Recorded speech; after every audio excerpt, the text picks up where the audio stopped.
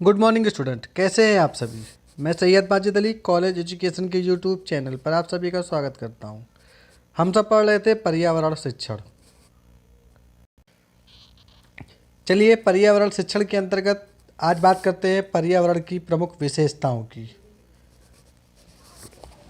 पर्यावरण की प्रमुख विशेषताएं निम्नलिखित हैं। नंबर 1, जैविक एवं अजैविक तत्वों के योग को पर्यावरण कहते हैं। अर्थात पर्यावरण में पाए जाने वाले जैविक और अजैविक तत्व सभी प्रकार की क्रियाएं पर्यावरण के अंतर्गत आती हैं।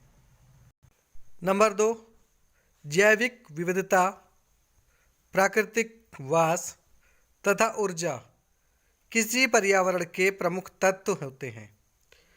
पर्यावरण में समय तथा स्थान के साथ परिवर्तन होता रहता है, अर्थात जैव विविधता में होने वाले विभिन्न परिवर्तन को हम पर्यावरण की विशेषताओं के रूप में जान सकते हैं।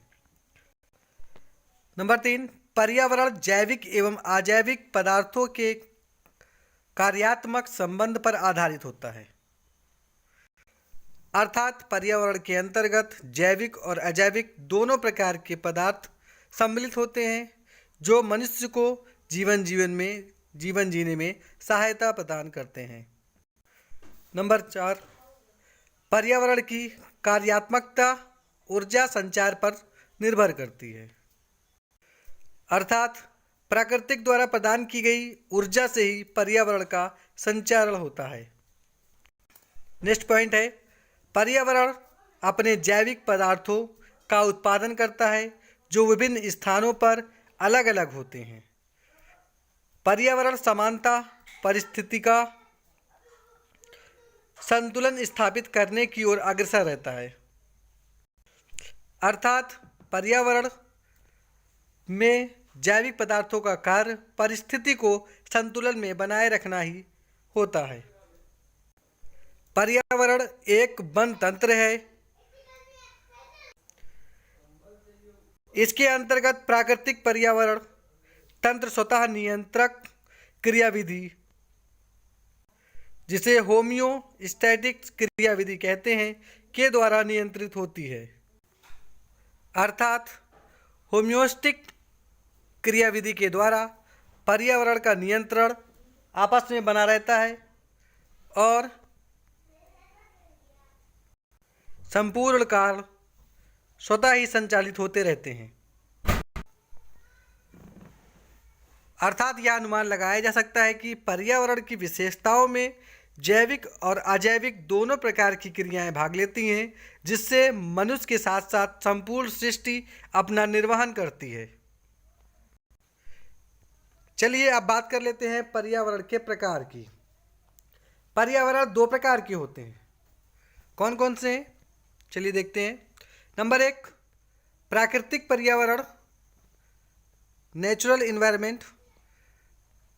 नंबर 2, सांस्कृतिक और मानव निर्मित पर्यावरण cultural and man made environment. मुख्यतः पर्यावरण एक जैविक और भौतिक संकल्पना है, इसलिए इसके अंतर्गत केवल प्राकृतिक वातावरण को ही नहीं बल्कि मानव जाति पर्यावरण जैसे सामाजिक और सांस्कृतिक पर्यावरण को भी शामिल किया जाना अति आवश्यक होता है। अर्थात पर्यावरण को पढ़ने के लिए उसके प्रकारों का अध्ययन करना है। प्रकारों के अंतर्गत मुख्यतः दो प्रकार के पर्यावरण आते हैं। नंबर 1, प्राकृतिक पर्यावरण। नंबर 2, सांस्कृतिक और मानव निर्मित पर्यावरण। चलिए आप बात कर लेते हैं प्राकृतिक पर्यावरण की। प्राकृतिक पर्यावरण होता क्या है? प्राकृतिक पर्यावरण के अंतर्गत प्रकृति द्वारा सभी प्रकार के जैविक एवं अजैविक तत्व शामिल होते हैं जो पृथ्वी पर स्वतः ही उत्पन्न होते हैं। इस आधार पर प्राकृतिक पर्यावरण को जैविक और अजैविक भागों में बांटा जा सकता है। जैविक तत्वों में सूक्ष्म जीव, पौधे एवं जंतु शामिल होते हैं तथा अजैविक तत्वों के अंतर्गत ऊर्जा, उत्सर्जन, तापमान, ऊष्मा, प्रवाह, जल, वायुमंडलीय गैस, वायु, अग्नि, गुरुत्वाकर्षण, उच्चवाचन एवं मृदा, ये सभी प्रकार के तत्व शामिल होते हैं। अर्थात प्राकृतिक पर्यावरण वह पर्यावरण होता है जो प्रकृति के द्वारा निःशुल्क और उपहार के रूप में मानव जाति के साथ साथ संपूर्ण सृष्टि को प्रदान है। चलिए आप बात कर लेते हैं मानव निर्मित पर्यावरण की। अर्थात मानव निर्मित पर्यावरण के अंतर्गत वे सभी स्थान सम्मिलित हैं जो मानव ने कृत्रिम रूप से निर्मित किए हैं। अतः कृषि क्षेत्र, औद्योगिक शहर, वायुपतन, अंतरिक्ष स्टेशन आदि मानव निर्मित पर्यावरण के उदाहरण हैं।